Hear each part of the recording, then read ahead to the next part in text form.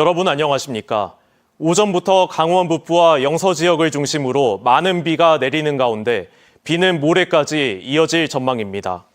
강원지방기상청에 따르면 오늘부터 내일 사이 강원 내륙과 산지는 30에서 80mm, 많은 곳은 100mm 이상 비가 쏟아지고 동해안도 10에서 50mm가 내리겠습니다. 특히 오늘 오후부터 내일 새벽 사이에 내륙과 산지는 시간당 20mm 안팎의 매우 강한 비가 오는 곳이 있겠습니다. 바람도 강해 오늘과 내일 사이에 순간 풍속이 시간당 55km 이상 부는 곳이 있겠고 동해 중부 해상에는 최고 4m, 먼바다는 최고 5m의 큰 파도가 일겠습니다. 탄소중립기본법에 따라 강원도가 2030년까지 온실가스를 2018년에 배출한 양의 97%까지 감축하겠다는 계획을 내놨습니다. 같은 기간 원주시도 40%를 감축하겠다는 목표를 세웠습니다. 그런데 자치단체의 이런 계획은 법률적 강제성이 없는 목표치에 가까운데요. 현실적으로는 기후위기 대응을 민간에서 주도하는 모양새입니다. 황구성 기자입니다. 3월부터 5월 봄철 강원도 평균 기온은 1990년 10도에서 2020년 11도로 30년 새 1도 올랐습니다. 평균 상대 습도는 4.7% 줄었습니다. 고온 건조 현상이 뚜렷해지면서 2018년 670헥타르였던 강원 산불 피해 면적은 4년 뒤인 2022년엔 5,270헥타르로 8배 늘었습니다. 기후위기가 산불 피해 증가의 주요한 원인이라는 게 전문가들의 분석입니다. 기후위기 대응을 위해 정부는 2018년 온실가스 배출량 7억 2,760만 톤의 40%, 2억 9천만 톤을 2030년까지 감축하기로 했습니다. 강원도는 한 발 앞서 2018년 배출량 6,230만 톤의 대부분인 97%, 6,040만 톤을 2030년까지 줄이겠다는 계획입니다. 2033년부터는 탄소 배출량보다 흡입량이 더 많아져 탄소 배출권 판매를 통한 수익 창출까지 내다보고 있습니다. 강원도 계획에 따라 도내 18개의 일선 시군도 내년 4월까지 자체 탄소 중립 계획을 세워야 합니다. 원주시의 경우 2030년까지 2018년 배출량의 40% 감축을 목표로 잡았습니다. 2030년 탄소 중립 실현이란 강원도 목표보단 중앙정부의 속도에 보폭을 맞춘 셈입니다. 탄소 중립, 홍보, 교육 등을 실시하고 있으며 원주시 인벤토리 구축, 탄소 중립 모델 개발, 전문가 양성을 위한 교육과정 개발 등을 법률적 강제성이 약한 목표치인데도 제조업 중심지고 강원 최대 도시인 현실을 감안한 겁니다. 원주에선 아직까지 민간이 탄소 중립을 주도하고 있습니다. 원주 명륜사회복지관이 2년 전 기후위기에 취약 가구가 더 많이, 더 쉽게 노출된다며 24개 기관단체와 함께 온실가스 줄이기를 실천하고 있습니다.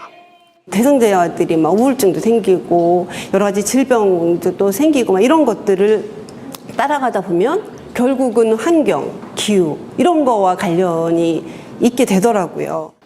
정부가 온실가스 감축 목표를 낮게 잡아 헌법이 보장한 기본권을 위반하고 후세에 부담을 떠넘긴다며 청소년들이 제기한 기후 소송이 현재 헌법재판소에서 진행되고 있는 가운데 강원도, 원주시에 보다 현실성 있는 기후위기 정책 마련이 시급하다는 지적입니다.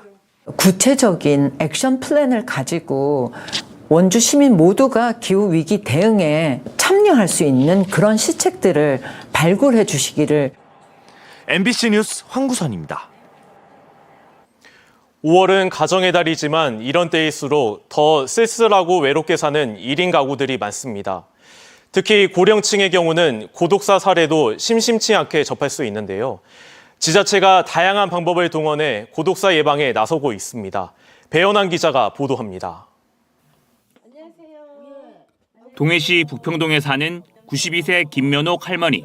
홀로 사는 할머니에게 동해시 공무원과 봉사단체 회원들이 카네이션을 심은 화분 하나를 선물합니다.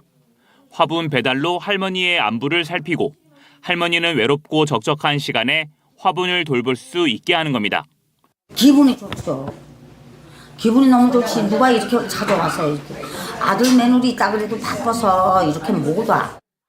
동해시가 반려식물 300개를 마련해 지역 내 홀로 사는 어르신들에게 전달했습니다. 또 우유 배달 사업과 사랑의 1분 전화로 어르신들의 안부를 살피고 있고 응급 호출기와 활동, 화재, 가스 감지 센서 등의 가정 내 장비를 통한 안전 확인과 일상 돌봄 서비스를 제공하고 있습니다. 혼자 외롭게 세상을 떠나지 않게 사망자 장례 서비스와 유품 정리 서비스를 제공할 수 있도록 고독사 예방과 사회적 고립가구 지원 조례를 만들어 공포했습니다. 동해시는 올해 고독사 예방 정책 추진과 대응 체계 구축 등 25개 과제에 74억 원에 달하는 예산을 투입하고 있습니다.